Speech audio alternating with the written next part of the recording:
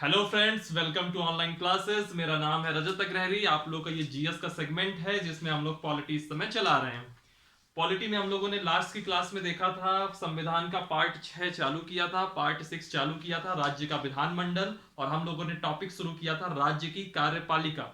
और राज्य की कार्यपालिका में हम लोगों ने लास्ट क्लास में देखा था राज्यपाल, है ना, राज्यपाल आर्टिकल 153। फिर इसके बाद हमने देखा था राज्यपाल बनने की क्या योग्यताएं हैं, राज्यपाल का क्या कार्यकाल है, राज्यपाल की पदमुक्ति कैसे होती है। ठीक है। राज्यपाल राज्यपाल के जो जो शक्तियां वगैरह है, ये सब चीजें हम लोगों ने देखी थी। प्रशासनिक शक्तियां, विधायी शक्तियां, अध्यादेश जारी करने की शक्ति, वीटो की शक्ति, है ना, क्षमादान की शक्तियां किस प्रकार से राष्ट्रपति से अलग है, वह सब चीजें हम लोगों ने देखी थी। फिर जो कल हम लोग का टॉपिक चालू हुआ था, जिसके बारे में मैंने थोड़ी चर्चा की भी थी, लेकिन मैंने उस टाइम पे ही कहा था आपसे कि इसकी चर्चा मैं कल बहुत डिटेल से करूंगा। चलिए फिर आज बात करते हैं। सबसे पहले हम स्वविवेक की शक्ति, स्वविवेक की शक्तियां।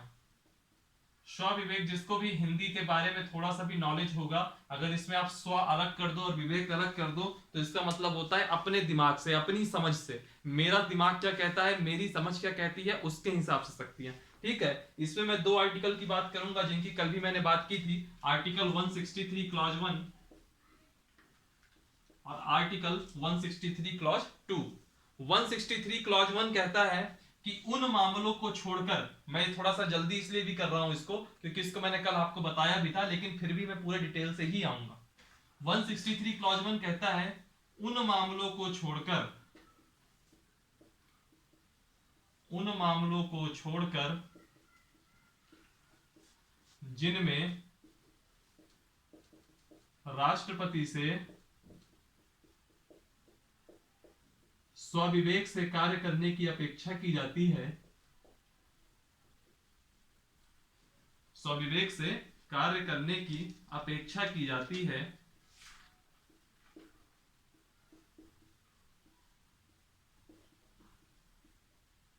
एक एक लाइन सुन, एक एक शब्द सुनिएगा। उन सभी मैटर्स को छोड़ दीजिए। किन किन मैटर्स को छोड़ना है? जिन पे हम लोग यह सोच के चलते हैं कि राष्ट्रपति स्वविवेक से इसमें कार्य करेगा। तो उन मामलों को जिसमें राष्ट्रपति स्वविवेक से कार्य नहीं करेगा, उनका क्या? तो यहां पे लिखा है राष्ट्रपति को सलाह देने के लिए उन सभी मामलों को छोड़कर जिनमें राष्ट्रपति से स्वविवेक से कार्य करने की अपेक्षा की जाती है, उन सभी मामलों के लिए राष्ट्रपति को राज्यपाल को सलाह देने के लिए, यहां राष्ट्रपति नहीं है, राज्यपाल है। थोड़ा सा जल्दी जल्दी के चक्कर में राष्ट्रपति और राज्यपाल में अंतर ही नहीं कर गए। क्यों? ठीक।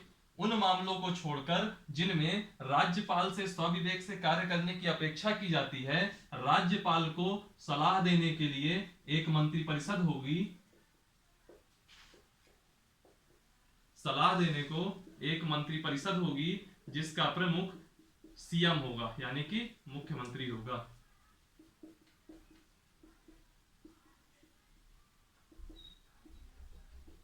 जिसका प्रमुख मुख्यमंत्री होगा, है ना। याद कीजिए आर्टिकल 74 क्लॉज 1, तब मैंने क्या बताया था? राष्ट्रपति को सलामी देने के लिए एक मंत्रिपरिषद होगी जिसका प्रमुख जिसका प्रमुख प्रधानमंत्री होगा। तो आर्टिकल 74 क्लॉज 1 से प्रधानमंत्री पद की उत्पत्ति होती है। सिमिलरली आर्टिकल 163 क्लॉज 1 से जहां राज्यपाल की ही शक्तियां हैं, लेकिन इन्हीं शक्तियों के बीच में एक शब्द आ गया मंत्रिपरिषद, जो कि हर प्रांत की अलग अलग होती है, और उसका एक प्रमुख आ गया मुख्यमंत्री। तो कभी कोई पूछे मुख्यमंत्री पद कहां से आया, तो 163 क्लॉज 1 से आया। फिर आर्टिकल 163 क्लॉज 2 क्या कहता है, यह भी देख लीजिए। 163 क्लॉज 2 कहता है कि कौन से विषय राज्यपाल की स्वविवेक की शक्ति के अंतर्गत आएंगे, उसका निर्धारण खुद राज्यपाल करेगा, उसका निर्धारण खुद राज्यपाल करेगा, और जो राज्यपाल का निर्णय होगा वही अंतिम निर्णय होगा, है ना। तो आर्टिकल 163 क्लॉज 2 कहता है कौन से विषय जो राज्यपाल के स्वविवेक की शक्ति के अंतर्गत आएंगे, कौन से विषय राज्यपाल के स्वविवेक की शक्ति के अंतर्गत आएंगे,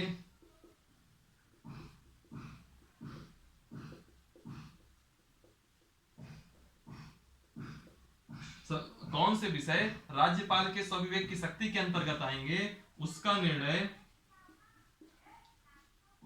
निर्णय या निर्धारण स्वयं राज्यपाल करेगा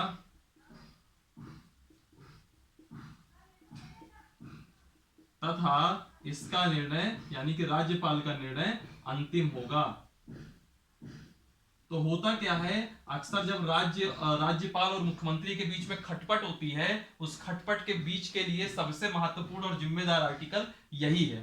क्यों? क्योंकि अब राज्यपाल है, मैं कहता हूं कि कुछ काम है इस प्रदेश में जो राज्यपाल स्वविवेक की शक्ति से करेगा। मान लीजिए मैं राज्यपाल हूं, मुझे सारे काम अपनी स्वविवेक की शक्ति से करने हैं, लेकिन कुछ कार्य ऐसे होंगे जिनके लिए मेरे पास एक मंत्री परिषद है जिसका प्रमुख मुख्यमंत्री है। मान लीजिए अभी आप यूपी में रह रहे हैं, उत्तर प्रदेश के मुख्यमंत्री कौन है? योगी आदित्यनाथ हैं। अब राज्यपाल कौन है? आनंदीबेन पटेल है। तब कुछ कार्य ऐसे होंगे जो आनंदीबेन पटेल के स्वविवेक से होंगे, यानी कि आनंदीबेन पटेल जो चाहेंगी उस मामले में कर सकती हैं अपना दिमाग लगा करके। लेकिन उस स्वविवेक से जो कार्य होंगे उनके अलावा के जो काम हैं वह कैसे होंगे? तो उस काम को करने के लिए एक मंत्री परिषद होगी जिसका प्रमुख मुख्यमंत्री होगा, यानी कि एक पूरी मंत्री परिषद है यूपी की, और उसके जो प्रमुख है योगी आदित्यनाथ मुख्यमंत्री हो गए। अब वह राज्यपाल को सलाह देंगे कि आपको ऐसे करना है, तो वैसे ही राज्यपाल करेंगी या करेंगे। सिमिलरली जैसे हम लोग जब राष्ट्रपति पढ़े थे तो व्यवहार में मैंने क्या बताया था, जो कुछ भी राष्ट्रपति की शक्तियां हैं वह सबकी सब प्रधानमंत्री या मंत्री परिषद की शक्तियां हुआ करती थी। वैसे ही यहाँ जो राज्यपाल की शक्तियां हैं व्यवहार में मंत्री परिषद या मुख्यमंत्री की शक्ति होती है, ठीक है। लेकिन राष्ट्रपति का जो पद है वह विवादों से नहीं जुड़ता, लेकिन जो राज्यपाल का पद है यह विवादों से जुड़ा ही रहता है। और क्या विवाद है वो अभी हम आगे आके पढ़ेंगे तब समझेंगे। ये 163 क्लॉज 1 हो गया। और कौन कौन से विषय, किन किन विषयों में राज्यपाल कहेगा कि मुझको दिमाग लगाना है, यह विषय कौन तय करेगा? तो कहते हैं कि वह विषय राज्यपाल कहता है कि मैं स्वयं तय करूंगा, और जो मैं तय करूंगा वही निर्णय अंतिम होगा। और ये खुद राज्यपाल नहीं कहता, यह संविधान कहता है अनुच्छेद 163 क्लॉज 2 के अंतर्गत, ठीक है। अब स्वविवेक की शक्ति के अंतर्गत एक आर्टिकल और देख लीजिए, आर्टिकल 200, आर्टिकल 200। ये भी मैंने कल आपको बताया था। ये जो मैं अभी आपको बता रहा हूं 5-10 मिनट जो एक्स्ट्रा कर रहा हूं, या इसलिए कर रहा हूं क्योंकि थोड़ा सा कॉम्प्लिकेटेड रहता है, तो यह आपको पता होना चाहिए, है ना। कहा गया कि आर्टिकल 200 के तहत स्वविवेक से, कौन? राज्यपाल स्वविवेक से राज्य विधानमंडल से पारित किसी विधेयक को राष्ट्रपति के पुनर्विचार के लिए आरक्षित कर सकता है। पहले मैं आर्टिकल लिखता हूं, फिर उसके बाद आपको बताता हूं।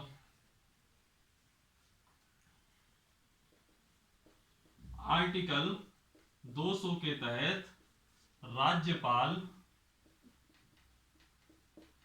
स्वविवेक से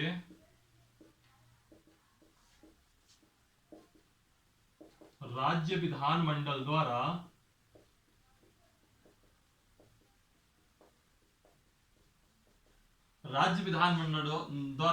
पारित किसी विधेयक को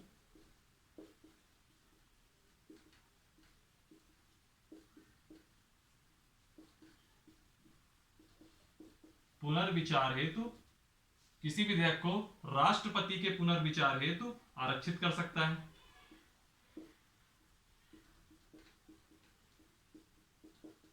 अब इसका मतलब समझिएगा। वैसे मैंने इसका मतलब कल आपको बताया था, फिर भी मैं आपको यहां पे बताता हूं। मैंने आपको कल क्या कहा था कि दो चीजें हैं, एक है सेंटर, एक है स्टेट, एक है संघ, एक है राज्य, यानी कि एक केंद्र और एक राज्य। केंद्र यानी कि मोदी जी ले लीजिए, राज्य यानी कि आप अपने अपने प्रदेश के मुख्यमंत्री ले लीजिए। यूपी वाले योगी आदित्यनाथ जी को ले लें, एमपी वाले शिवराज मामा को ले लें, छत्तीसगढ़ वाले भूपेश बघेल जी को ले लें, है ना, सब अपने अपने राज्य के मुख्यमंत्री को ले लें। तो होता क्या है, दो चीजें आपने पढ़ी, एक पढ़ा आपने केंद्र यानी कि मोदी जी हो गए, यानी कि प्रधानमंत्री हो गए, और एक आपने पढ़ा राज्य यानी कि मुख्यमंत्री हो गए। मैं मुख्यमंत्री और प्रधानमंत्री ऐसे इसलिए कह रहा हूं ताकि आपको केंद्र और राज्य के बीच में एक डिफरेंस समझ में आ जाए। ये केंद्र है। अब होता क्या है कि जो केंद्र है यह भी कुछ कानून बना सकता है लोकसभा और राज्यसभा के रास्ते, यानी कि संसद के रास्ते, है ना। और जो राज्य है इसका जो विधानमंडल होगा, जिसको हम विधानसभा, विधान परिषद यह सब कहते हैं, तो उसके माध्यम से राज्य भी कानून बना सकता है, ठीक है। अब मान लीजिए कोई एक विषय है फॉरेस्ट करके कोई विषय है, वन, वन से रिलेटेड कोई विषय है, फॉरेस्ट जिसको कहते हैं। अब फॉरेस्ट से रिलेटेड कानून केंद्र भी बना सकता है, और फॉरेस्ट से रिलेटेड कानून मान लीजिए राज्य को भी बनाना है। तो अब सवाल उठता है कि जिस विषय पर केंद्र भी कानून बना देगा और राज्य भी कानून बना देगा, तो कानून इंप्लीमेंट किसका होगा, समझ रहे हैं। और किन विषयों पर कौन कानून बना सकता है, इसका तय कौन करेगा। तो जब हम इसके बाद जब हम ये राज्य विधानमंडल पढ़ लेंगे, उसके बाद जब हम लोग केंद्र राज्य संबंध में आएंगे, तो वहां हम देखेंगे विषय के आधार पर केंद्र और राज्य को जब अलग अलग देखेंगे, तो देखेंगे 3 प्रकार के विषय होते हैं। एक होता है संघ सूची का विषय, संघ सूची का विषय। तो जो संघ सूची का विषय होता है उस पर कानून कौन बनाता है, केंद्र बनाता है। बहुत डिटेल में इसमें अभी नहीं जाएंगे, जब केंद्र राज्य संबंध पढ़ेंगे तब इनको बहुत अच्छे से देखेंगे कि इनमें कौन कौन से विषय आते हैं, कितने विषय आते हैं, मूल संविधान में कितने विषय थे, वर्तमान में कितने विषय हैं, सब देखेंगे। सिमिलरली राज्य सूची के जो विषय होंगे उस पर राज्य कानून बनाएगा, राज्य सूची के विषय पर राज्य कानून बनाएगा, संघ सूची के विषय पर केंद्र कानून बनाएगा। और एक सूची और होती है, उसका नाम रहता है समवर्ती सूची। समवर्ती सूची, समवर्ती सूची में केंद्र भी कानून बना सकता है और समवर्ती सूची में राज्य भी कानून बना सकता है। ठीक है, अब मान लीजिए वन से रिलेटेड कोई कानून आया, वन से रिलेटेड कोई केंद्र ने कानून बना दिया। ये समझाने के लिए अभी लिखिएगा नहीं, केवल समझिएगा। वन से रिलेटेड, फॉरेस्ट से रिलेटेड कोई कानून को केंद्र ने बना दिया। अब हुआ क्या, मान लीजिए एक राज्य है उत्तराखंड, उत्तराखंड की जो वनों की परिस्थितियां हैं और जो उसकी भौगोलिक स्थिति है कुछ ऐसी है कि उत्तराखंड को लग रहा है कि मेरा राज्य का कानून और जो केंद्र का कानून बनाया है, इसमें इस कानून को मैं अपने यहाँ इंप्लीमेंट करूंगा तो मेरा नुकसान ज्यादा होगा। मान लीजिए उसको ऐसा लग गया, और वैसी स्थिति में जो वहां का राज्य विधानमंडल है वो कहेगा कि हम एक कानून को पारित कर रहे हैं, हम एक कानून को पारित कर रहे हैं अपने लिए। लेकिन उसी सूची, उसी विषय पर, वन के विषय पर केंद्र ने भी कानून बनाया है, राज्य ने भी कानून बनाया है। केंद्र ने पूरे देश को हित में रखते हुए बनाया होगा और राज्य ने सिर्फ अपने राज्य के हित को देखते हुए बनाया होगा। तो होता क्या है, इंप्लीमेंट हमेशा केंद्र का कानून होगा। लेकिन इस आर्टिकल 200 के तहत, इस आर्टिकल 200 के तहत अगर राज्यपाल अपने स्वविवेक से जो कानून राज्य ने पारित किया है फॉरेस्ट के विषय पर, उसको राष्ट्रपति, उस विधेयक को राष्ट्रपति के पुनर्विचार हेतु आरक्षित कर दे और बाद में राष्ट्रपति की उस पर सहमति मिल जाए, यानी कि व्यवहार में केंद्र की मंत्रिपरिषद की उसको सहमति मिल जाए, तो उस स्थिति में पूरे देश में तो केंद्र का कानून लागू होगा वनों को लेकर के। लेकिन उस उत्तराखंड राज्य में जो राज्य विधानमंडल ने कानून पारित किया है वह कानून लागू होगा। समझ रहे हैं, इस आर्टिकल 200 का मतलब यह है कि अगर कोई राज्य विधानमंडल कानून पारित करता है तो उस कानून को राष्ट्रपति के पुनर्विचार हेतु राज्यपाल आरक्षित कर सकता है। ठीक है, तो ये हुआ आपका आर्टिकल 200। स्वविवेक की शक्तियों में एक ये शक्ति हो गई। और जो 163 क्लॉज 1 और 163 क्लॉज 2 पढ़े थे वह भी स्वविवेक की शक्ति के अंतर्गत ही आएंगे। और स्वविवेक की शक्तियां देखिए, जब मैंने आपातकाल की शक्तियां पढ़ाई थी आपको राष्ट्रपति की, तो मैंने उसमें 3 आर्टिकल बताए थे, आर्टिकल 352, 356 और 360। 356 में मैंने क्या कहा था, राष्ट्रपति शासक, राष्ट्रपति शासन लगना, यानी किसी राज्य में संवैधानिक तंत्र की विफलता की घोषणा करना। तो होता क्या है, इस प्रदेश में मैं जैसे उत्तर प्रदेश का मान लीजिए राज्यपाल हूं, मुझको लगता है कि यहाँ संवैधानिक तंत्र की विफलता हो गई है, तो वैसी स्थिति में आर्टिकल 356 के तहत मैं अपने प्रदेश में राष्ट्रपति शासन लगाने की सिफारिश करूंगा, है ना। तो वो काम किसका हुआ, राज्यपाल का हुआ। तो राज्यपाल का स्वविवेक की शक्ति कहती है कि आर्टिकल 356 के तहत, अनुच्छेद 356 के तहत प्रांत में या राज्य में राष्ट्रपति शासन की सिफारिश करना।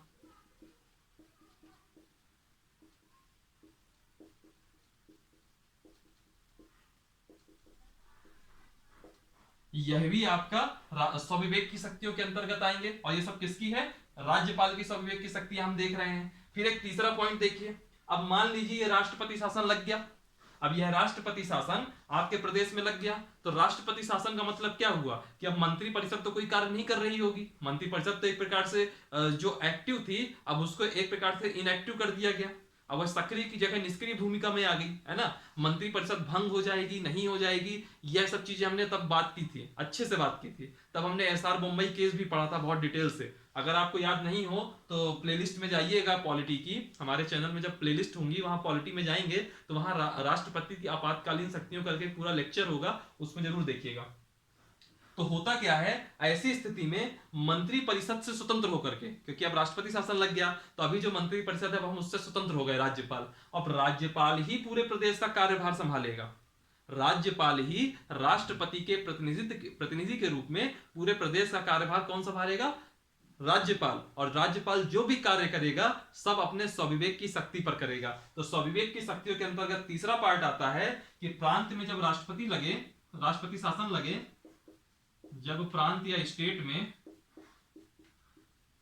राष्ट्रपति शासन लगे तब राज्यपाल मंत्री परिषद से स्वतंत्र होकर कार्य करता है।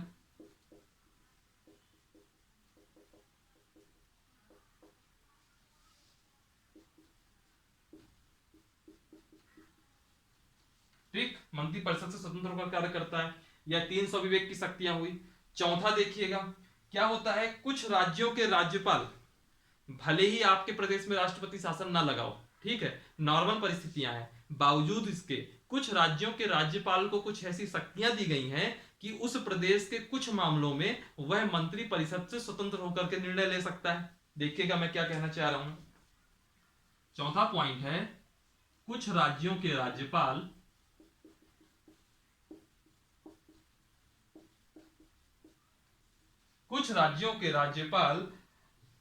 कुछ विशेष मामलों में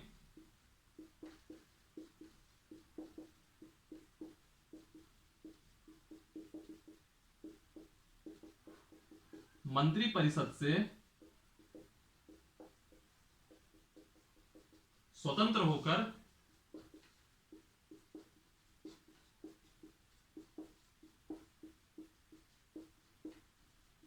निर्णय ले सकते हैं, है ना।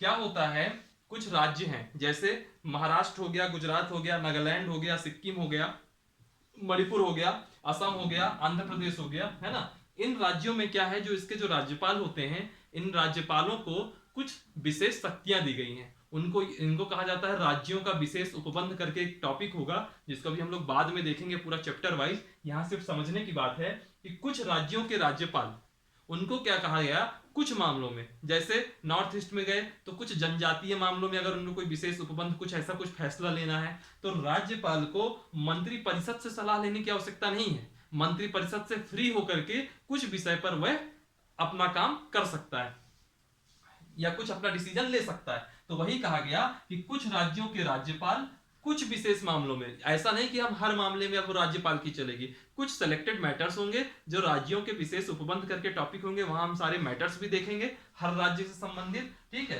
कुछ विशेष मामलों में मंत्री परिषद से स्वतंत्र होकर के, अब महाराष्ट्र के अगर मुख्यमंत्री उद्धव ठाकरे हैं और राज्यपाल भगत सिंह कोश्यारी हैं, तो भगत सिंह कोश्यारी को कुछ मामलों में ऐसी छूट होगी जहां पे उनको राज्यपाल मंत्री परिषद से यानी कि उद्धव ठाकरे से सलाह लेने की आवश्यकता नहीं है, वह मंत्री परिषद यानी कि उद्धव ठाकरे से स्वतंत्र होकर के निर्णय ले सकते हैं। और वो कौन कौन से मामले हैं, जब हम राज्यों के विशेष उपबंध में जाएंगे तो बहुत अच्छे से पढ़ेंगे, ठीक है। और ये जो प्रोसेस है, यह जो आपका लाइन लिखा हुआ है चौथा पॉइंट कि राज्यों के राज्यपाल कुछ विशेष मामलों में मंत्री परिषद से स्वतंत्र होकर निर्णय ले सकते हैं, इसको कहा जाता है विशेष उत्तरदायित्व।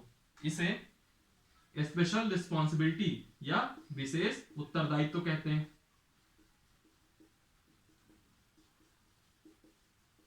स्पेशल रिस्पॉन्सिबिलिटी कहते हैं। अब बहुत लोगों के मन में आ रहा होगा वह राज्य कौन कौन से हैं, तो मैं उन राज्यों का नाम लिख देता हूं जिन जिन राज्यों में ऐसी सुविधा है। पहला है आपका गुजरात, आई होप दिख रहा होगा, नहीं भी दिख रहा होगा तो मैं नाम बोलता जा रहा हूं, गुजरात। फिर गुजरात के बाद है महाराष्ट्र, महाराष्ट्र के बाद है मणिपुर, मणिपुर के बाद है नागालैंड, नागालैंड के बाद है सिक्किम, सिक्किम के बाद है आंध्र प्रदेश, अब जगह नहीं बची क्या, आंध्र प्रदेश, आंध्र प्रदेश के बाद आंध्र प्रदेश आएगा तो तेलंगाना उसके साथ फ्री में आएगा, तो तेलंगाना, तेलंगाना के साथ कर्नाटक, है ना। ये करके कुछ राज्य हैं। गुजरात हो गया, महाराष्ट्र हो गया, नागालैंड हो गया, मणिपुर हो गया, सिक्किम हो गया, असम हो गया, असम नहीं हुआ, आंध्र प्रदेश हो गया था ना, असम एक राज्य और हो गया है ना। तो 2 2 4 2 6 7 8 9 9 राज्य ऐसे हैं जिनके लिए कुछ विशेष उपबंध किए गए हैं, ठीक है। और इनके लिए क्या विशेष उपबंध किए गए हैं राज्यपाल के द्वारा, वो हम बाद में देखेंगे। मुद्दा हमारा था स्वविवेक की शक्तियां, तो ये 4 पॉइंट लिखे हैं, आप इसका स्क्रीनशॉट ले सकते हैं। पहला, आर्टिकल 200 के तहत राज्यपाल स्वविवेक से राज्य विधानमंडल द्वारा पारित किसी विधेयक को राष्ट्रपति के पुनर्विचार हेतु आरक्षित कर सकता है। इसका भी मतलब मैंने डिटेल में बता दिया था आपको। आर्टिकल 356 के तहत प्रांतों में राष्ट्रपति शासन की सिफारिश करना, इसको आप बहुत अच्छे से सीख चुके हैं जब हम आर्टिकल 356 डिस्कस किए थे इमरजेंसी पावर्स ऑफ प्रेसिडेंट में। फिर जब प्रांत में राष्ट्रपति शासन लगे तो वह मंत्रिपरिषद से स्वतंत्र होकर के निर्णय या कार्य करता है। याद कीजिएगा, जब मैंने राष्ट्रपति शासन पढ़ाया था तो मैंने क्या बताया था कि जो संघात्मक सूची है या संघात्मक संरचना है, फेडरल स्ट्रक्चर है, वो यूनिटरी हो जाता है, एकात्मक बन जाता है। क्यों? क्योंकि राज्यपाल जरूर है लेकिन व्यवहार में देखो तो राज्यपाल किसका प्रतिनिधि है, राष्ट्रपति का। और राष्ट्रपति का माने क्या हुआ, मंत्रिपरिषद। तो एक प्रकार से अल्टीमेटली यहाँ पे केंद्र का कब्जा हो जाता है, और जब सेंटर का कब्जा हो जाएगा तो जो व्यवस्था चलेगी वो सेंट्रल के हिसाब से चलेगी। तो उन परिस्थितियों में जो फेडरल स्ट्रक्चर था, संघ अलग और राज्य अलग, वह अब संघ और राज्य अलग अलग, वो अब एक ही हो जाता है, संघ और नीचे भी संघ, इसीलिए हम उसको कहते हैं एकात्मक व्यवस्था। वो सब मैंने 356 बहुत डिटेल से देखा था। तीसरा पॉइंट हो गया। चौथा पॉइंट, कुछ राज्यों के राज्यपाल कुछ विशेष मामलों में मंत्रिपरिषद से स्वतंत्र होकर के निर्णय ले सकते हैं, इसे स्पेशल रिस्पॉन्सिबिलिटी या विशेष उत्तरदायित्व कहते हैं। ये था कुछ राज्यपाल की शक्तियां, और यहां से गवर्नर की शक्तियां पूरी कंप्लीट होती हैं। और किन किन राज्यों में ये व्यवस्था है, तो ये गुजरात, महाराष्ट्र, मणिपुर, नागालैंड, सिक्किम, आंध्र प्रदेश, असम, तेलंगाना, कर्नाटक, ये 9 राज्य आपके सामने लिखे हुए हैं। याद कर लेंगे बढ़िया है, नहीं याद करेंगे तो कोई दिक्कत की बात नहीं, इससे जल्दी कोई क्वेश्चन नहीं आता है। हाँ, इनसे विशेष उपबंध पे क्वेश्चन जरूर आते हैं। ठीक, चलिए इसका स्क्रीनशॉट आप लोग ले लिए होंगे, अगर अभी नहीं लिए हों तो 10 सेकंड वीडियो रिवाइंड करिएगा और ले लीजिएगा, आपके लिए बहुत इंपॉर्टेंट है। और पेन कॉपी से नोट्स बना रहे हो तो उससे बेस्ट कुछ हो ही नहीं सकता। ठीक है, अब एक चीज आती है, एक बहुत विवाद आता है, जैसे हमने राज्यपाल, जब हम राष्ट्रपति पढ़ रहे थे तो एक चर्चा किए थे कि राष्ट्रपति क्या रबर की मुहर है, वैसे ही यहाँ पे चर्चा करेंगे। क्या किसी राज्य का राज्यपाल 2 ताज पहनता है? ताज का मतलब समझ रहे हैं, ताज, क्राउन, जब राजा वाजा होते हैं तो ताज पहनते हैं ना। तो क्या किसी राज्य का राज्यपाल, ये मेंस का टॉपिक है फिर भी मैं बता रहा हूं, क्या राज्यपाल 2 ताज पहनता है? बस क्वेश्चन यही आएगा, 2 ताज पहनता है। तो हम अब पहले आप समझेंगे ये 2 ताज क्या है।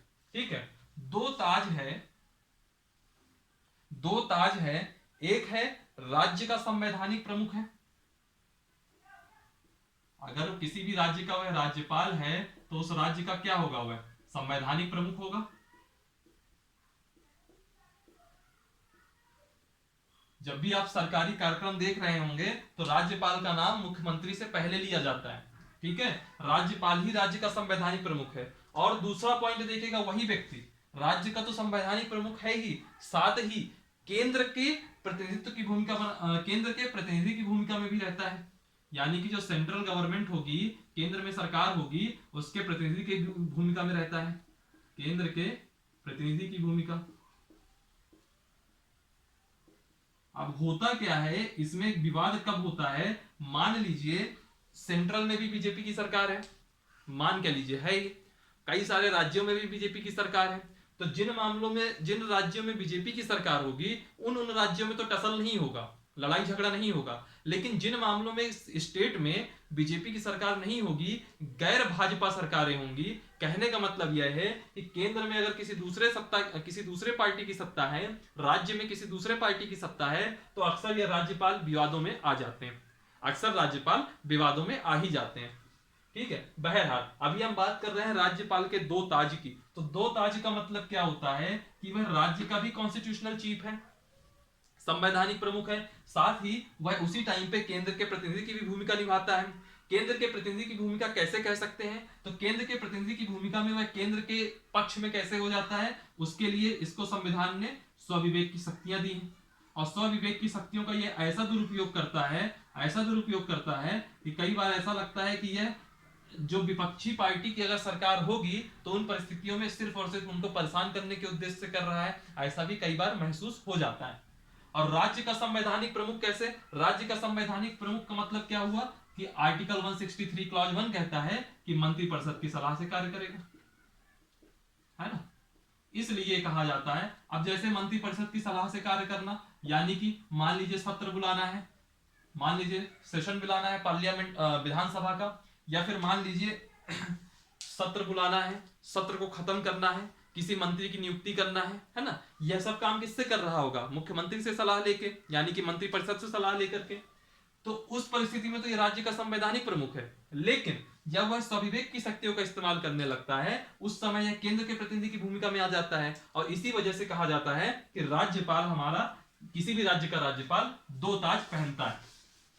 ठीक, अब राज्यपाल से रिलेटेड एक टॉपिक और रह गया है कि राज्यपाल से रिलेटेड कुछ विवाद क्या है। ठीक है, और विवाद के बाद हम देखेंगे उस विवादों को सुलझाने का कुछ अगर सुझाव अगर हो जाए तो और भी बढ़िया है। ठीक है,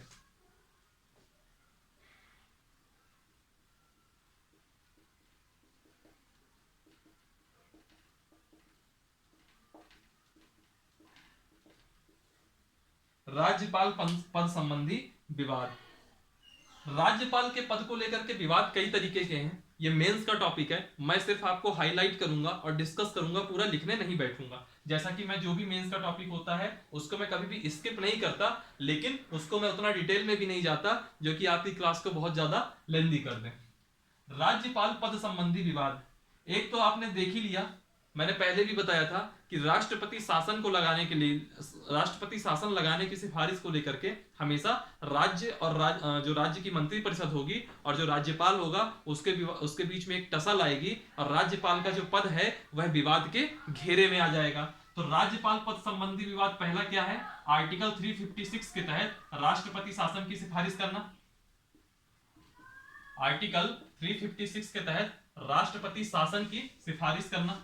और राष्ट्रपति शासन की जब भी वह सिफारिश करेगा तो आप अक्सर देखेंगे कि वह हमेशा, उसका जो पद है वह हमेशा विवादों में आ जाएगा। आर्टिकल 356 के तहत राष्ट्रपति शासन की सिफारिश करना। फिर दूसरा आर्टिकल 200 के तहत, याद करिए मैंने अभी जो आर्टिकल 200 बताया था आपको, तो होता क्या है आर्टिकल 200 के तहत किस किस बिल को वह राष्ट्रपति के पुनर्विचार हेतु आरक्षित कर देता है, बताऊंगा। मैंने तो आपको जो उतनी देर बताया आर्टिकल 200 वो मैंने तब बताया कि उसमें राज्य के हित पूरे हो जाते हैं। बनाया तो गया था वह राज्य के हितों को पूरा करने के उद्देश्य से, लेकिन राज्यपाल क्या करते हैं, इस आर्टिकल 200 का दुरुपयोग करते हैं। और इसका दुरुपयोग किस हिसाब से करते हैं? ताकि जो केंद्र में बैठा हुआ है, केंद्र में जो सत्ताधारी दल है, केंद्र के उद्देश्यों की पूर्ति हेतु।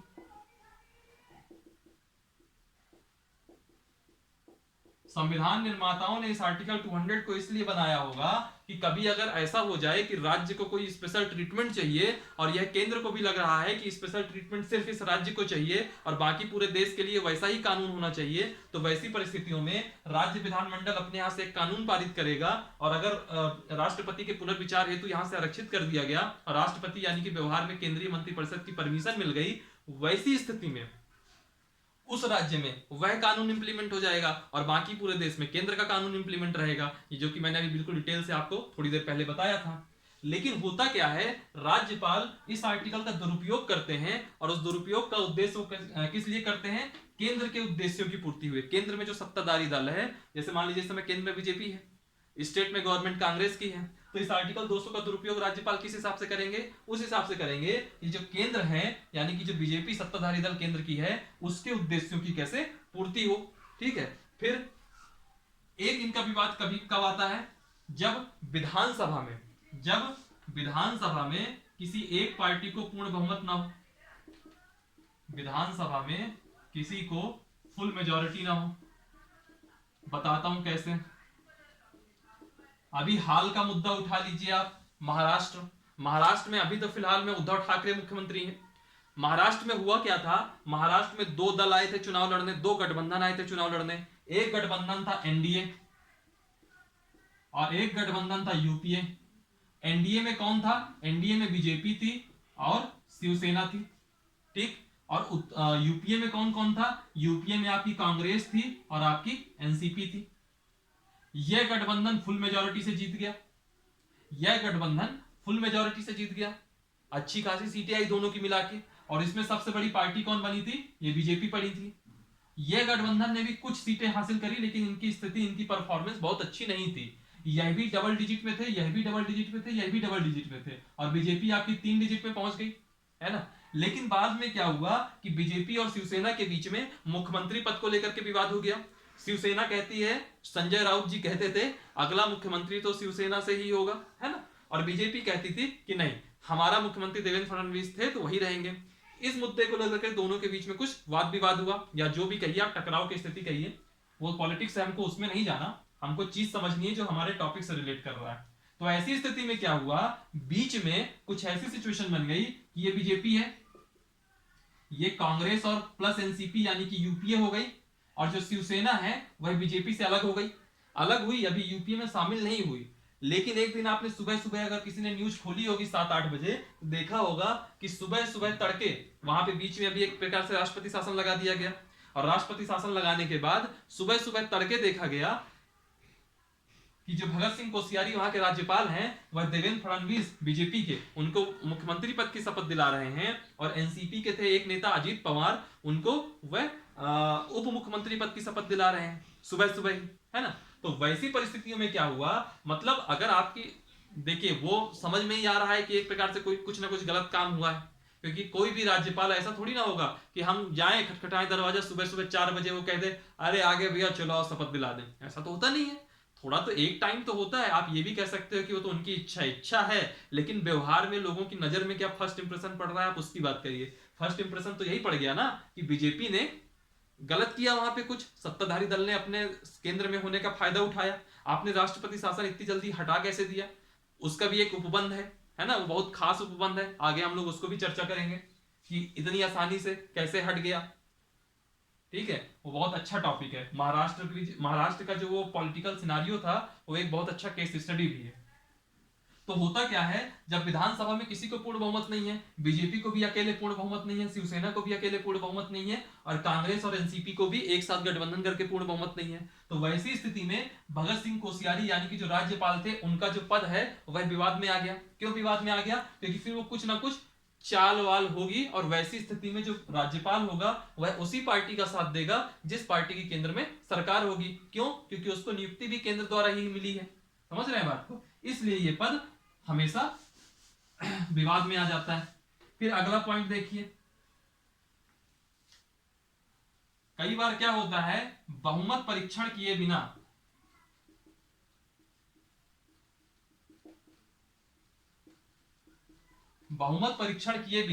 स्वविवेक की शक्ति के आधार पर सीएम को बर्खास्त कर देना। हालांकि अब नहीं होता, जब से एसआर मुंबई केस आ गया उसके बाद नहीं होता। उसमें साफ साफ लिखा है कि ऐसी कोई भी परिस्थिति बनती है तो सीधे फ्लोर टेस्ट होगा, जिसको हम लोग बहुमत परीक्षण कहते हैं, और जो भी बहुमत परीक्षण होगा वह पटल में होगा। अगर राज्य की बात हो रही है तो विधानसभा के पटल में होगा, केंद्र की बात हो रही है तो संसद के पटल में होगा। समझ रहे हैं बात को? लेकिन पहले क्या हुआ करता था, राज्यपाल सीधे सीएम को बर्खास्त कर देते थे बिना बहुमत परीक्षण किए।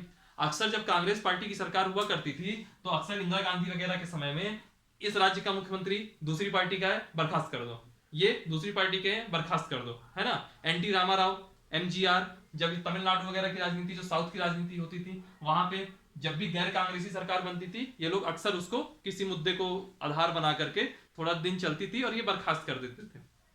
समझ रहे हैं? क्यों? क्योंकि तब तक एसआर मुंबई केस नहीं आया था। ठीक है, एसआर मुंबई जजमेंट नहीं आई थी। समझिए, चौथा पॉइंट ये हो गया। पांचवा पॉइंट क्या होता है कि जो मैंने आपको आर्टिकल 163 क्लॉज 2 बताया था कि स्वविवेक की शक्ति के तहत कौन कौन से विषय आएंगे, इसका निर्धारण खुद राज्यपाल करेगा और राज्यपाल का निर्णय ही अंतिम होगा। तो होता क्या है, राज्यपाल अपनी उन स्वविवेक की शक्तियों के मनमाना तरीके से व्याख्या करता है ना।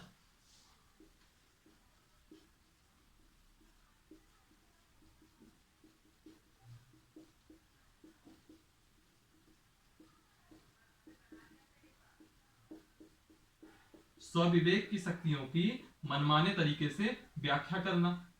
यह करके कुछ 5 पॉइंट हैं जिनके आधार पर राज्यपाल का जो पद है वह विवाद में आ जाता है।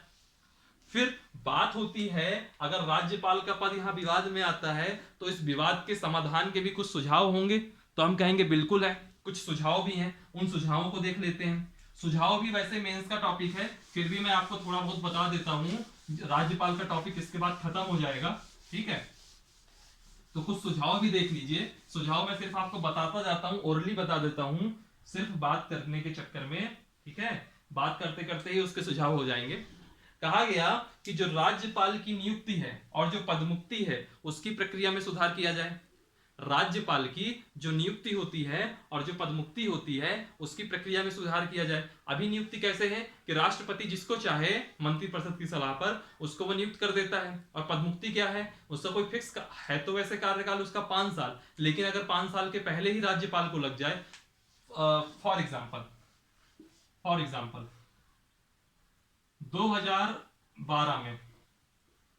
2012 में मुझको कहीं का यूपी का राज्यपाल बना दिया गया, ठीक, 2012 में मुझको यूपी का राज्यपाल बना दिया गया, यानी कि मेरा रिटायरमेंट कब होना चाहिए था, 2017 में होना चाहिए था, 5 साल का कार्यकाल है मेरा। अब 2014 में केंद्र में मोदी जी की सरकार आ जाती है, बीजेपी की सरकार आ जाती है, यानी तो उस स्थिति में क्या होगा, केंद्र में अगर नई सरकार आ गई तो वह नई सरकार, जो नई सरकार आएगी वो चाहे तो 2014 में ही मुझको राज्यपाल से हटा सकती है, यानी कि मेरा पद क्या है, राष्ट्रपति के प्रसाद पर्यंत है। कहां मुझको 2017 तक रहना चाहिए था, बट वो नई सरकार आ गई तो उसने 2014 में ही मुझको हटा दिया।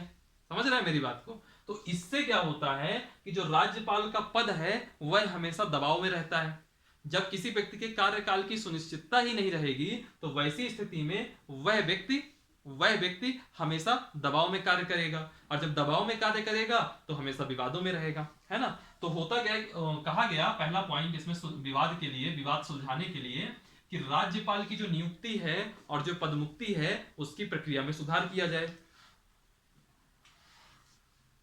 2010 में एक जजमेंट हो रही थी सुप्रीम कोर्ट की, तो सुप्रीम कोर्ट ने एक चीज कही हुई थी, ये कोई जजमेंट नहीं है उनका, लेकिन उन्होंने एक पॉइंट ऐड ऑन किया था। उन्होंने ये कहा था कि कार्यकाल खत्म होने से पहले, बात सुनिएगा आप, मैं लिखवाऊंगा नहीं क्योंकि सब कभी एग्जाम में आएगा नहीं आपको, लेकिन ये मेंस का टॉपिक है। कार्यकाल खत्म होने से पहले, कार्यकाल खत्म होने से पहले राज्यपाल को उन्हीं परिस्थितियों में हटाया जाए जबकि कोई ठोस आधार हो, लेकिन ऐसा होता नहीं है। दूसरी पार्टी का राज्यपाल था, अपन आए, अपनी सरकार बनी, अपन ने उसको हटा दिया, है ना, ये होता है। इसकी वजह से राज्यपाल विवादों में रहता है।